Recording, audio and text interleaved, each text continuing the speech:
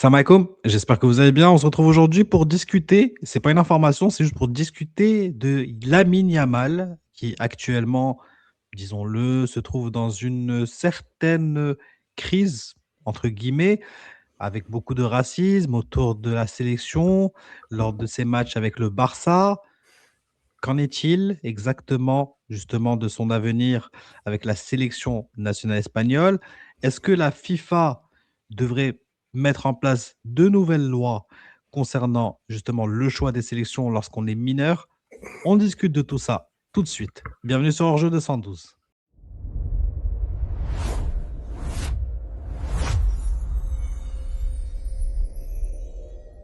Salam alaikum Hakim, comment tu vas? Comme salam, ça va, alhamdoulilah. J'espère que vous allez tous bien aussi. Écoute, on va parler de Lamine Yamal, qui souffre, entre guillemets, indirectement, mais des fois même directement, de racisme. Et je ne sais pas si, justement, la FIFA ne devrait pas jeter un petit coup d'œil à tout ça, parce qu'on sent quand même un certain spleen de sa part en Espagne. Peut-être qu'un transfert lui fera le plus grand bien.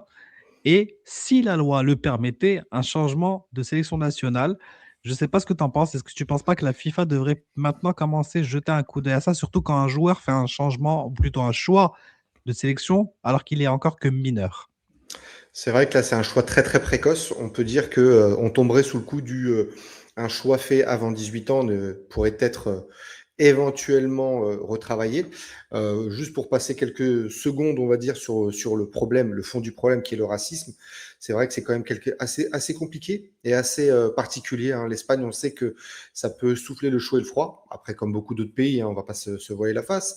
Mais là, en l'occurrence, l'un des meilleurs joueurs de ta sélection, celui qui quasiment t'a porté lors de l'Euro que tu remportes, est décrié, insulté, ramené à sa condition de africain, arabo, musulman, etc. Ça a été le cas lors du match amical avec la Roja, mais ça a aussi été le cas avec son club de Barcelone face à l'Atlético Madrid, pas en Ligue des Champions, c'était en championnat. Donc c'est vraiment particulier.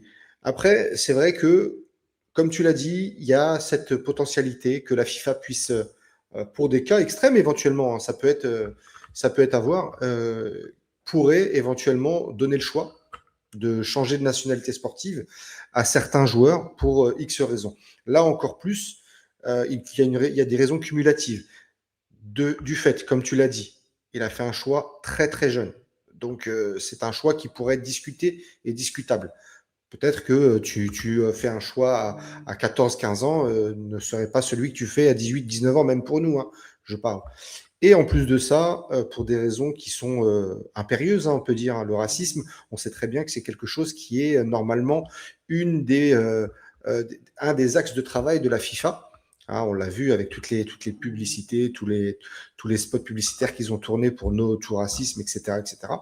Maintenant, la problématique est est-ce que la FIFA va vouloir faire quelque chose? Bah, ça, justement, ça pourrait créer quand même un certain désordre, selon moi, au final. Mais je pense qu'il devrait quand même y avoir une règle pour les moins de 18 ans. Parce que quand tu n'es pas majeur, tu ne prends pas des décisions, j'ai presque envie de dire, en ton âme et conscience. Tu es quand même beaucoup influencé. Et là, on va quand même vous donner des petites informations. Peut-être que vous les connaissiez déjà, mais voilà, c'est jamais mal de répéter certaines choses et de en parler parce que peut-être que certaines personnes ne le savaient pas. Mais Lamine Yamal, quand il rencontre Walid Regragui justement pour venir rejoindre le projet de la fédération, bah, clairement, l'entourage du sélectionneur me dit que c'était déjà fait en fait dans sa tête. Il n'y avait même pas cette discussion, cette rencontre en fait à Barcelone, dans un restaurant, dans une poissonnerie, etc. Si je me souviens bien, bah en fait, c'était juste une balle perdue, pas une balle perdue, excusez-moi, j'ai pas, faut que je retrouve le bon terme, mais c'était juste un coup d'épée dans l'eau. Voilà, exactement. C'était vraiment un coup d'épée dans l'eau. Ça n'a servi à rien parce que son choix était déjà fait. Pourquoi? Parce que le joueur déjà est conseillé par un certain Mendes, qui est l'un des agents les plus influents du monde. Et lui, en termes de client, on va se le dire clairement, il préfère avoir un international espagnol dans son portefeuille client plutôt qu'avoir un international marocain parce que ça se vend beaucoup mieux, la valeur marchande est beaucoup plus élevée. Je sais que vous allez me dire qu'on est huitième mondial. Oui, mais pour les clubs, vous êtes quand même une sélection africaine et en plus, vous avez la CAN en janvier. Bon, là, ça devrait changer. Vous l'aviez chaque 2 ans, parce que c'est ce qu'il y avait à l'époque, hein. C'était chaque 2 ans, c'était en janvier. Donc voilà, c'est pas le meilleur moyen pour vendre son joueur aux grosses équipes. Après, évidemment, tu en as certains qui ont réussi, comme Achraf Hakimi notamment, pour ne citer que lui, et d'autres Africains. Mais il reste que bah, les agents ont quand même cette idée reçue, et les clubs aussi, certains. Donc, au final, ça a fait que le joueur déjà était influencé par son agent, mais ensuite par sa mère, parce que sa mère avait quand même une grosse envie d'argent, d'avoir des gros contrats de sponsoring. On l'a vu lors d'événements caritatifs où elle faisait même payer à un moment des places pour dîner, pour participer à un dîner qu'elle organisait. Et des billets très chers d'ailleurs, des places très chères. Donc, c'est vous dire. Après, je ne critique pas, chacun ses choix. C'est pas pour la critiquer, je le dis bien haut et fort. Chacun fait ses choix dans la vie. Elle voit que son fils est aussi un moyen d'avoir plus d'argent. C'est normal, elle l'a éduqué, elle l'a fait grandir, etc. Tout le monde veut le meilleur pour son fils. Donc pour elle, le meilleur, c'était la sélection nationale espagnole. Mm. Ensuite, on parle du père marocain, sauf que le père marocain, à un moment, bah, il hésitait lui aussi. Et je pense que lui aussi, quand il entend, et on voit son style de vie d'ailleurs, on va pas se Mm. mentir, on le voit sur les réseaux sociaux, c'est quelqu'un qui, je pense, comme beaucoup, hein, c'est pas une critique, surtout quand tu as une enfance et disons-le, tu as une période difficile, parce que je pense que c'est le cas. Bah, quand tu vois autant d'argent défiler devant les yeux, autant de promesses pécuniaires défiler devant tes yeux, bah, au bout d'un moment, j'ai presque envie de dire, certains se disent oui, j'aime bien mon pays, mais c'est pas ça qui va me faire vivre. C'est certain qui Certaines personnes peuvent penser comme ça. Mm. Donc il avait pas une aussi grosse influence. C'est vrai. Et enfin, il y avait le club, Barcelone. Barcelone préfère aussi avoir dans ses rangs un international, voilà, espagnol plutôt que marocain, donc africain. C'est un choix et il y a eu plein de promesses de sponsoring. Donc la fédération s'est retrouvée face à un joueur qui, au fond de lui, je pense, voulait jouer pour le Maroc, parce qu'il est marocain au fond de lui, dans Mm. certaines choses. Il est très attaché à la culture marocaine, c'est une certitude. Mais quand tu es quand même poussé par tout ton entourage à faire un certain choix, et tu n'as que 16 ans, crois-moi que moi, je pense que tu prends pas ce choix en ton âme et conscience, mais parce que voilà, tu penses que les personnes en face de toi te veulent le meilleur. Et je dis pas que c'était pas le meilleur pour lui, hein, parce que Mm. il a réussi, il a gagné l'Euro très rapidement, il était nominé au Ballon d'Or. Donc voilà, c'était pas un mauvais choix sportif en soi. Mais est-ce que c'était le meilleur choix au final sur le plan moral? Parce que maintenant, on voit tout le racisme qui tourne autour de lui. C'est une autre question. Et si un joueur va traîner son spleen en sélection ou dans son pays actuel, je pense pas qu'il sera très performant. C'est pour ça que je pense que il est en train de négocier une sortie du FC Barcelone.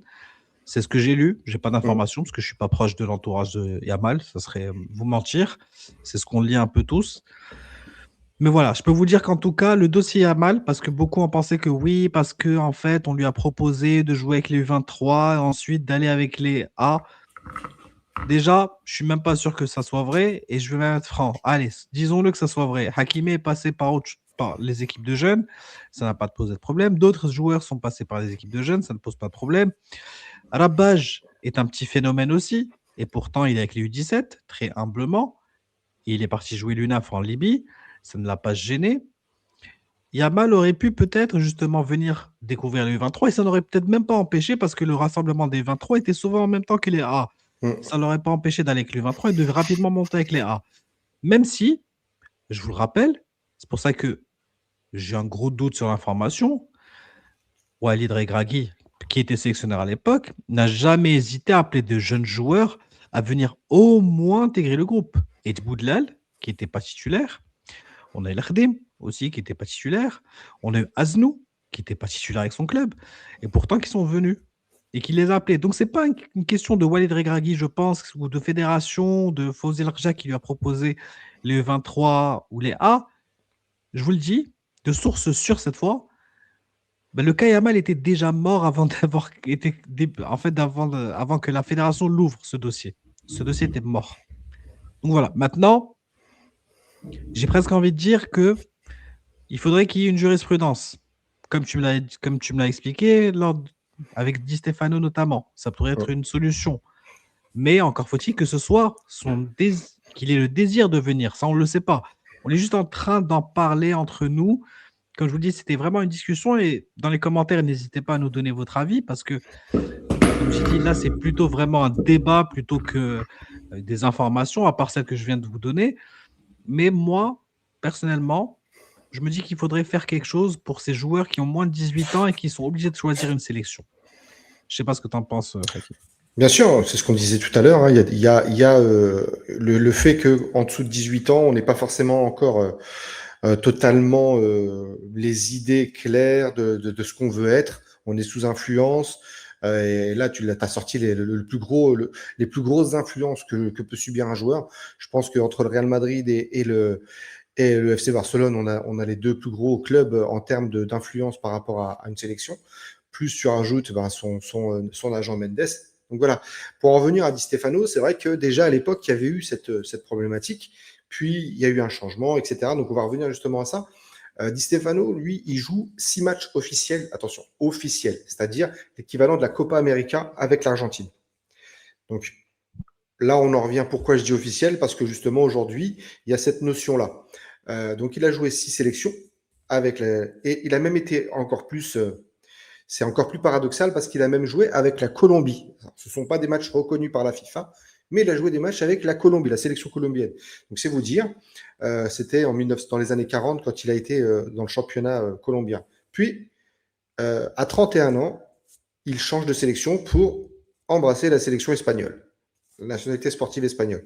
Donc pour vous dire donc qu'à 31 ans, après avoir joué 6 matchs officiels, donc c'est là où il y a eu, on va dire, un retournement de situation de la part de la FIFA qui avait établi la règle précédente, puis le cas Mounir Haddadi. Donc là, encore une fois, vis-à-vis de la sélection espagnole, etc. Donc vous avez tous en tête la problématique Haddadi. C'est un joueur qui a joué une rencontre avec l'Espagne au-dessus de ses 18 ans. Donc, le cas est clair, il est bloqué, il ne peut plus jouer. Le Maroc, parce que, encore une fois, comme tu l'as dit tout à l'heure, Mounir Haddadi voulait changer de nationalité sportive, a fait la demande auprès du Maroc, et le Maroc, donc, a fait les démarches auprès de la FIFA afin qu'il y ait un changement. Malheureusement, aujourd'hui, ce changement, il entérine, on va dire, actuellement en tout cas, sous sa forme actuelle, il entérine le choix de Lamine Yamal. Même s'il y a un vide juridique sur l'âge.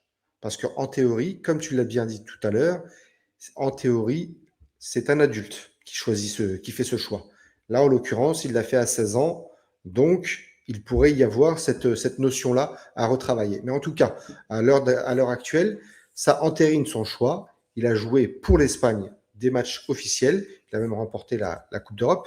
Mais rien n'est impossible et rien n'est infaisable. S'il manifeste éventuellement son désir de changement de nationalité sportive, Fawzi Lekja pourra essayer de tenter une médiation vis-à-vis de cette possibilité auprès de la FIFA et tenter encore une fois de faire évoluer la loi. En l'occurrence, c'était la loi Haddadi, il pourrait y avoir une loi Yamal, mais dans le monde du foot, c'est des choses qu'on voit énormément. Vous avez vu la loi Bosman en Europe, pardon, pour la libre circulation des joueurs européens.